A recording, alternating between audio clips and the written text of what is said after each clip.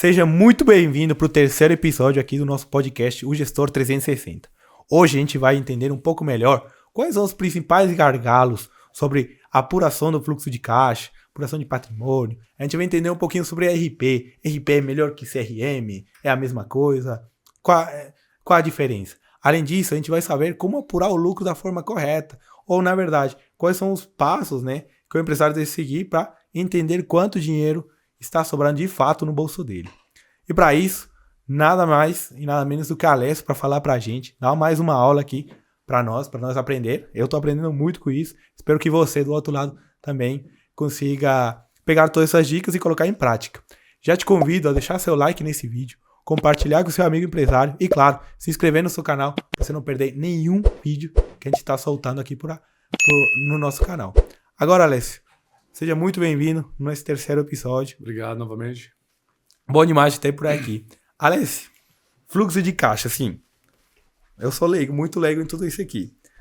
Mas, ao meu ver, não sei se aí você vai me corrigir, me parece uma coisa muito simples. Porque é basicamente você definir entradas e saídas. Por que o empresário tem tanta dificuldade em definir isso? Ou não é apenas isso? Bom, você está correto em imaginar, né? Eu sou da teoria de simplificar tudo, tá? Então, para mim, eu gosto de ensinar, gosto de passar conhecimento e simplificando fica mais fácil. Só que a questão, uma coisa é até, biblicamente, tem a questão que Jesus falou, que tem aquelas pessoas que ouvem a palavra de Deus, mas não praticam, né? E na teoria aqui do fluxo de caixa, na gestão empresarial, não é diferente. Você vai ter empresários que não sabem fazer o fluxo de caixa e tem empresários que sabem fazer, mas não praticam. Então, nós temos que separar os problemas, né? Teoricamente, ele é simples. O que você tem que fazer? Fazer o levantamento do que você tem que receber. Vamos pensar o mês de junho, né? Quanto que você vai receber no mês de junho? Quanto que você tem a pagar? Observe, por exemplo, as pessoas físicas. Qual é a entrada que ele tem? A maioria das pessoas tem uma entrada só, que é o salário, né? Nós sabemos que a classe trabalhadora tem um salário para receber. Ele ganha ali 10 mil reais, tem R$1.000 de imposto de renda, mais 1.000 de INSS, ele recebe 8 mil. Então ele tem que montar o fluxo de caixa dele dentro dos 8 mil. Já na empresa, o que mais acontece é a questão do investimento. Ok? O que mais quebra, o que mais prejudica os empresários hoje? Então, olha só. Você falou muito bem. É simples, Alessio. Se a empresa fatura 1 milhão e recebe 1 milhão, e ela tem que pagar todo mês 900 mil, o caixa está sobrando quanto? 100 mil. 100 mil. É simples assim. A questão é que, como ele não tem o fluxo de caixa, ele não tem isso mapeado para ele olhar todo mês, porque uma coisa é na teoria. Só que desse 1 milhão, às vezes, alguém não pagou. Aí ele vai brigar na justiça, vai contratar aí, o escritório nosso lá, parceiro, Lobo e Silva, para cobrar na justiça esse. Enquanto está cobrando esse cara que não pagou, aquele cara que não pagou faltou no 1 milhão. Perfeito? Então, primeira coisa, o fluxo de caixa ele tem que ser rotina. Ele tem que ser diário, semanal e mensal. O empresário que não adota o controle e a gestão de caixa, de fluxo de caixa diário, semanal e mensal, ele está fadado ao fracasso. E é por isso que nós vemos no Brasil um índice tão alto de empresários que falem ou falidos. Perfeito? Então vamos lá. Eu faturo 1 milhão, eu recebo 1 milhão e tenho que pagar 900 mil. Só que aí vem o primeiro problema. Ele não acompanha isso. Digamos que do 1 milhão, 150 mil ele não recebeu. Mas o cobrador não quer saber que você não recebeu. Você tem que pagar os 900 mil. Então você já ficou com furo de caixa de quanto? 1 milhão menos 150, 850. Se eu tenho que pagar 900, meu caixa furou em quanto? Em 50.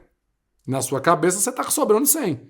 Mas tem 150 que o jurídico, o que vai receber, vai cobrar. Enquanto ele não recebe, você está com furo de caixa. Aí você vai num banco e faz um empréstimo por causa do furo de caixa. Aí aqueles 100 mil que você tinha de sobra, você fez um empréstimo para pagar 30 por mês. Já não é mais 100, já é 70. Porque tu tem que pagar os 30, 2, 3 anos do empréstimo. E aí ele começa a se embrulhar. Esse é um fator. O outro fator, e eu posso até voltar novamente nesse, que esse primeiro também é muito crítico, porque é uma prática.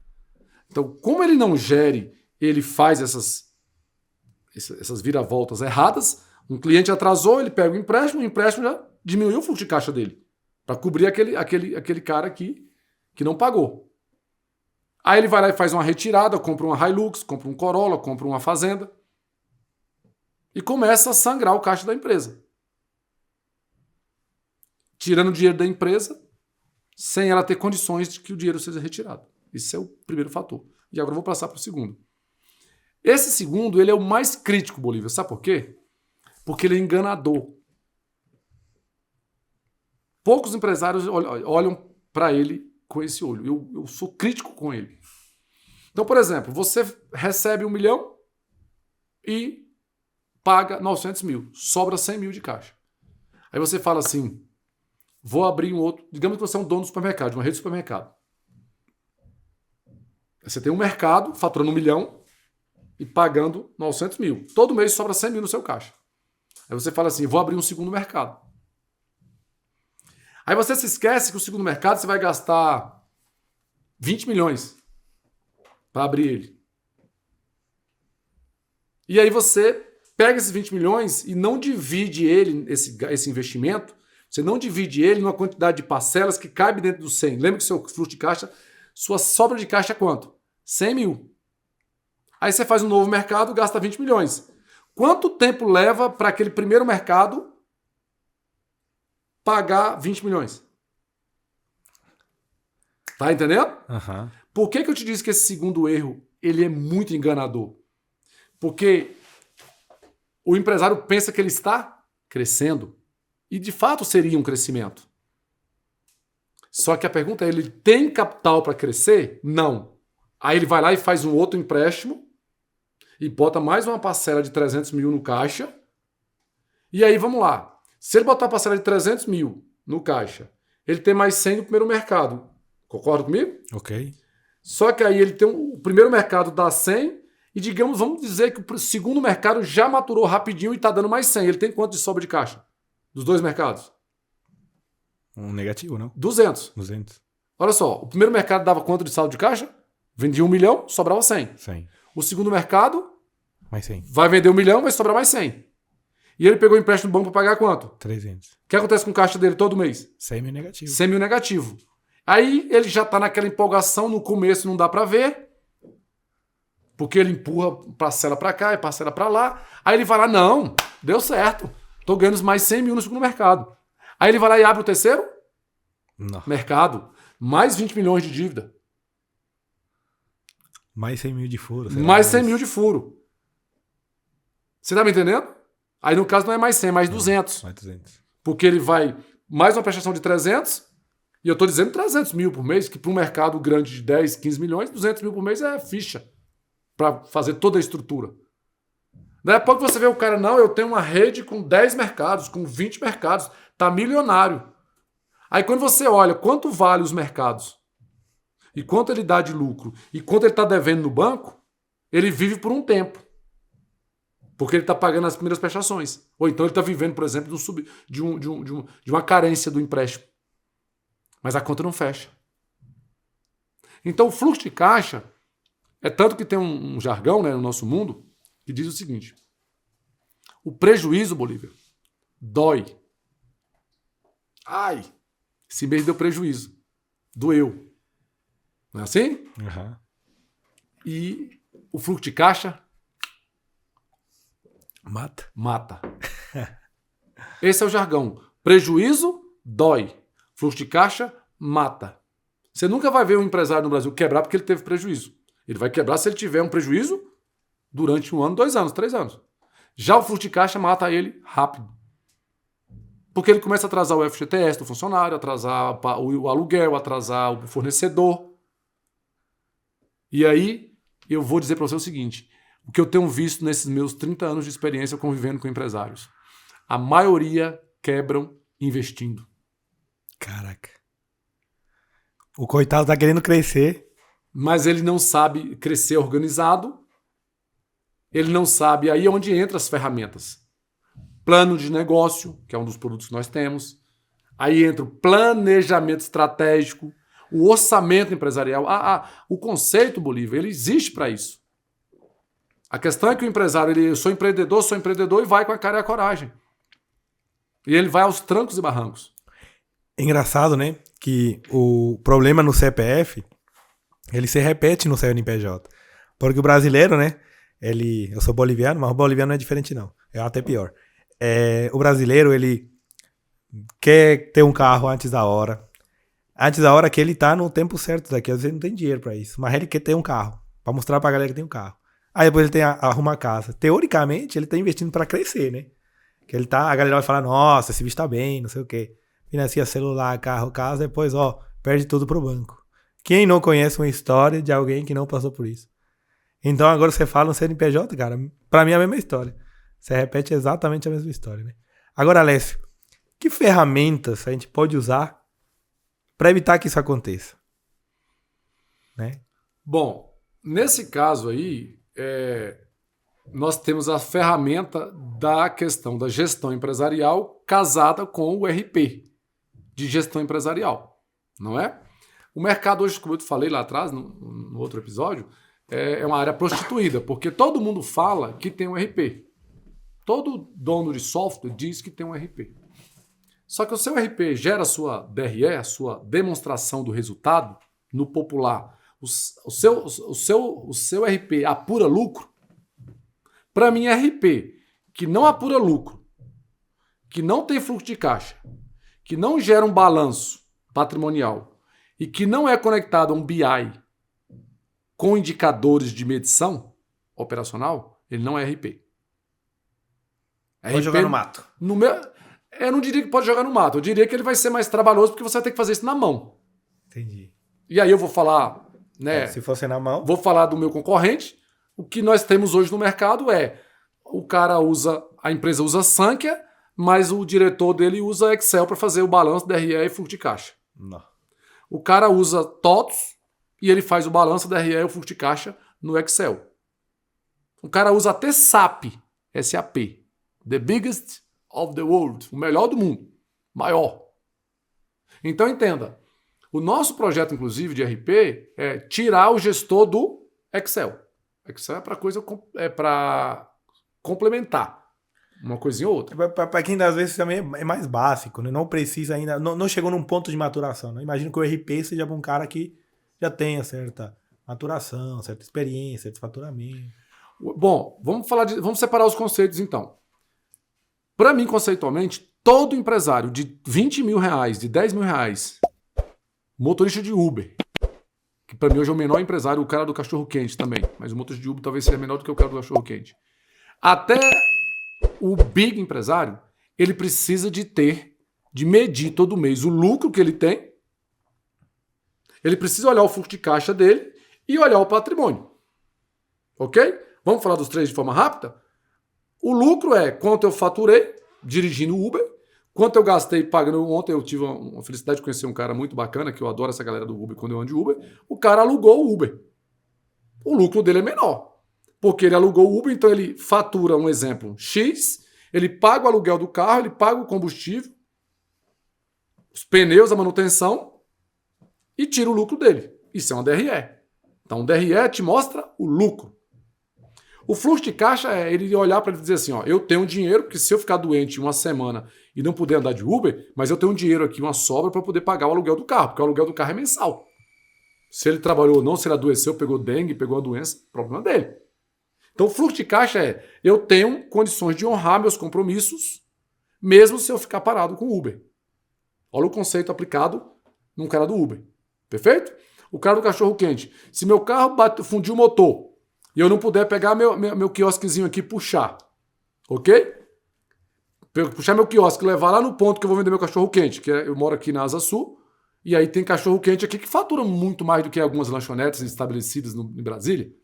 Mas ele precisa do carro, eu vejo lá 2 carros encostados, um cheio de estoque e o outro que puxa o quiosque. né, que é o equipamento do cachorro-quente. Então, se o motor dele fundiu, ele tem dinheiro para poder cobrir, então o fluxo de caixa é ele saber quanto ele vai pagar de salsicha, de milho, pagar os funcionários dele, enfim. E o terceiro é o balanço. O que é o balanço patrimonial? Que o empresário não pode viver sem isso. Você, gestor, empresário, você não pode viver sem apurar o lucro, sem o seu fluxo de caixa e sem o seu balanço. O que seria o balanço do Bolívia? Se eu fizer um balanço patrimonial hoje, Bolívia, seu. Balanço patrimonial, quando eu dava em faculdade, eu gostava de usar esse exemplo, é uma fotografia do seu patrimônio. Vamos tirar uma foto do Bolívia, do patrimônio do Bolívia hoje? Vamos clicar aqui e tirar? Ou seja, Alessio, eu tenho um apartamento em Águas Claras, vale 600 mil. Eu tenho um carro, vale 100 mil. Eu tenho uma grana na XP ou no BTG investida, mais 300 mil. E eu tenho mais uma aplicação, um CDB aqui de 100 mil. Total deu 1 milhão. Ah, não, mas eu sou sócio lá do grupo gestor e lá já fizemos uma valuation, vale mais 1 milhão. Então você tem 2 milhões de ativo. Perfeito? Só que do apartamento de 600 mil, eu devo 100. Então eu tenho uma dívida de 100. Do carro de 100, eu devo 30, 130. E eu devo mais 20 mil aí para minha avó, que eu gosto de pegar dinheiro com ela. Então você deve 230. Se você tem 2 milhões de ativo e tem 230 de dívida, o seu patrimônio líquido hoje é 1 milhão 780. Por que essa informação, Bolívia, ela é muito importante para todo ser humano que está aqui nessa terra?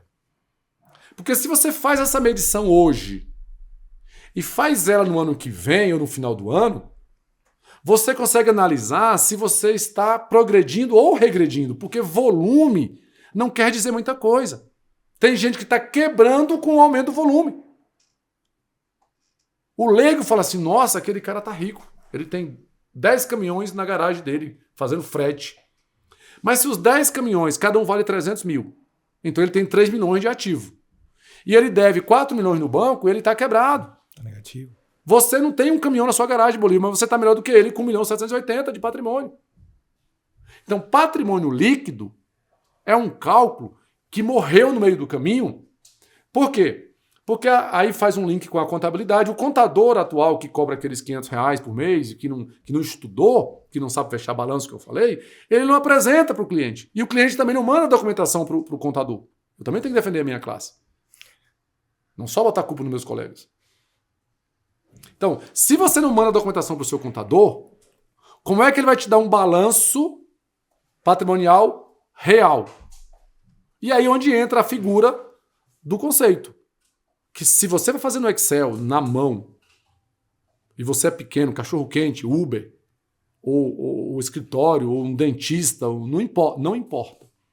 Você precisa ter apuração do seu lucro para você saber se você está ganhando ou não. Você precisa ter o fluxo de caixa para você saber do seu dinheiro ou não. Não tem nada a ver, Bolívia, fluxo de caixa com lucro. Você pode ter um lucro de 100 e um descasamento de caixa de 300. Por exemplo, aquele caso lá. O cara vendeu 1 milhão, gastou 900 mil. O lucro foi quanto? 100 mil. Só que do 1 milhão que ele vendeu, ele pagou 900 mil à vista, ou dentro do mês, mas só recebeu 700. Então, o descasamento de caixa é 200, porque ele tem 300 a receber. Só vai sobrar o 100 no outro mês ou quando ele receber. E se for inadimplência e não receber? E se for inadimplência e demorar 6 meses para receber? Ele vai ficar com lucro, porém 6 meses para receber aqueles 300 mil. Não. Então, caixa, as pessoas... O maior erro, Bolívia, eu vivo isso há 30 anos, eu trabalho todo dia, eu peço até em nome de Jesus Cristo. Empresário, aprenda. Aprenda em nome de Jesus para quem é cristão e quem não for cristão, usa a sua religião. Caixa não tem nada a ver com lucro. Lucro é quanto você vendeu, quanto você gastou. O negócio é bom, deu lucro. Agora, se o que você vendeu você recebeu, aí sobrou dinheiro. Isso é caixa. Entendeu, Bolívia? Eu posso também, Bolívia, por um tempo, ter um negócio que não dá lucro e eu estou com dinheiro sobrando. Pode? Claro. Me dá um exemplo, Bolívia. Você é um cara inteligente. Fala para mim um negócio que não está dando lucro, mas está sobrando dinheiro. Como? Usa o exemplo que eu dei agora invertido. Não está dando lucro, mas está sobrando dinheiro. Por um tempo, você se engana. Quando estou tendo investimento, não? Não. Quando você compra muito a prazo e vende à vista. Entendi. Você vende à vista no cartão, você vende no cartão de crédito e antecipa. O dinheiro cai na sua conta hoje. O dinheiro está na conta. Só que você comprou para pagar com 90 dias, você vai ficar 3 meses enganado. Entendi. Só que você comprou por 10, vendeu por 9, você teve prejuízo. Só que os 9 caiu na conta. E os 10... Eu tô rico agora. Nesse período você tá rico. Esse é um vilão que te engana. Quer ver o segundo vilão que te engana? Quando você pega dinheiro emprestado. Você vai no banco, faz um empréstimo e bota o dinheiro no caixa. Você fala o quê? Tô lindo, meu caixa tô tá... rico. Meu caixa tá lindo. Vai lá e compra uma Hilux, compra um carro, ou uma chácara, ou reforma a casa, que geralmente a mulher gosta dessa coisa, compra um lote. Só que esse dinheiro é do banco. Esse dinheiro não é seu. Você tá alugando dinheiro. Né? Você tá alugando e caro, porque o Brasil é um dos países que tem o dinheiro mais caro do mundo. E tá mais caro, depois da pandemia ficou mais caro ainda. Os bancos têm a cara de pau de te oferecer 10%, 12% no aplicativo, gente. É roubo, assalto à mão armada regularizado e automatizado no seu aplicativo. Eu digo que hoje você abriu um coisa do banco aqui, ó, você é roubado, assaltado, dentro da lei e automatizado ainda. É só apertar o botão, você acabou de ser assaltado. 12%, eu vou falar nome aqui, Itaú, Santander, Inter, todos os bancos, não é só um, não é todos.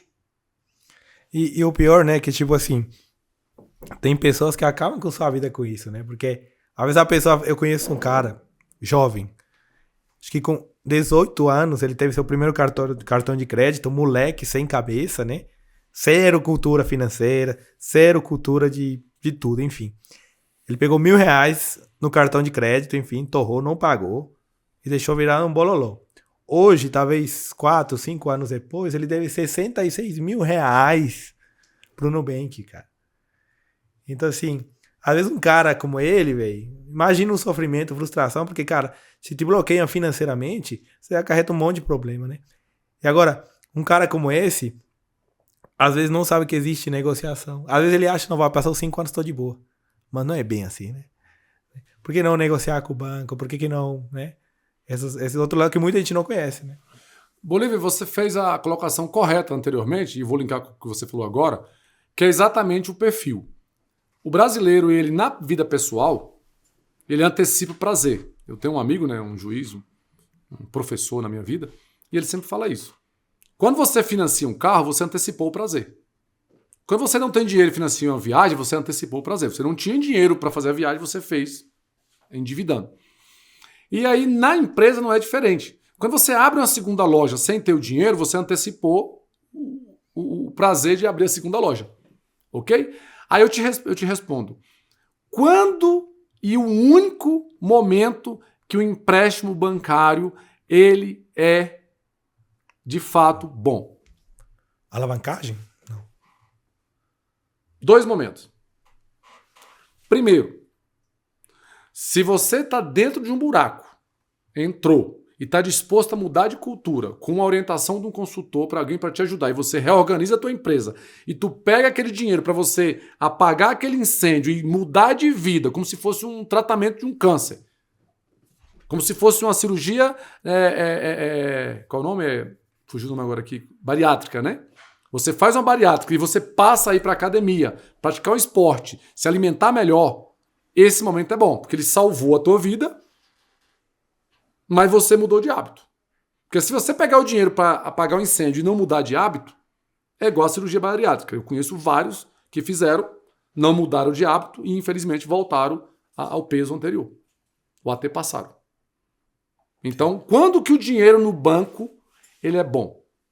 Quando eu faço isso junto com a mudança de hábito. A partir de agora eu só vou comprar quando eu tiver previsão de caixa, vou organizar minha DRE, vou organizar meu processo e vou mudar de vida. Vou seguir a orientação do consultor, de um professor que vai me ajudar a organizar minha empresa. Número 1. Número 2. Essa aqui é o filé mignon.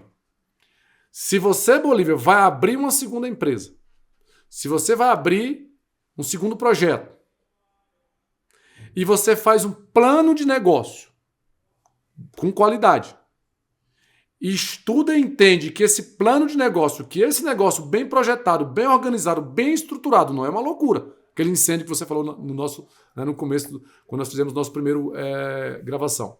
Não é incêndio. Então, um negócio bem estruturado, bem montado, bem planejado, se ele vai te dar, está projetando te dar 10% de rentabilidade mensal, bem estruturado, e você consegue o dinheiro, no máximo, até 20% do que ele vai te dar de rentabilidade, esse é um bom dinheiro.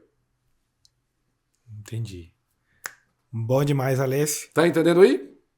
Bom demais. Muito obrigado, cara, por mais outra aula que você deu aqui pra gente. Falando hoje especificamente em coisa que acho que é muito interessante pro empresário, fluxo de caixa, lucro, RP, uma necessidade básica.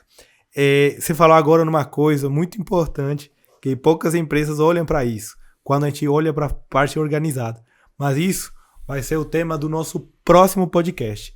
A gente vai te ensinar na próxima aula, graças a nosso acompanhante, nosso consultor Alessio, ele vai ensinar para a gente como montar um plano de negócio, o que um plano de negócio tem que ter para ele dar certo. E para você assistir esse vídeo é muito simples. Você toca nesse link aqui que vai aparecer aqui agora, você vai para a próxima aula, que você vai ter todo esse conhecimento. Eu já te convido a deixar seu like se esse podcast te ajudou em melhorar alguma coisa dentro do seu negócio. Te convido também a se inscrever no nosso canal para você receber as notificações dos nossos vídeos. Toda semana a gente vai soltar um vídeo novo, que eu tenho certeza que vai acrescentar no seu negócio. Muito obrigado, Alessio. Seja muito bem-vindo sempre aqui no nosso O Gestor 360. Até mais.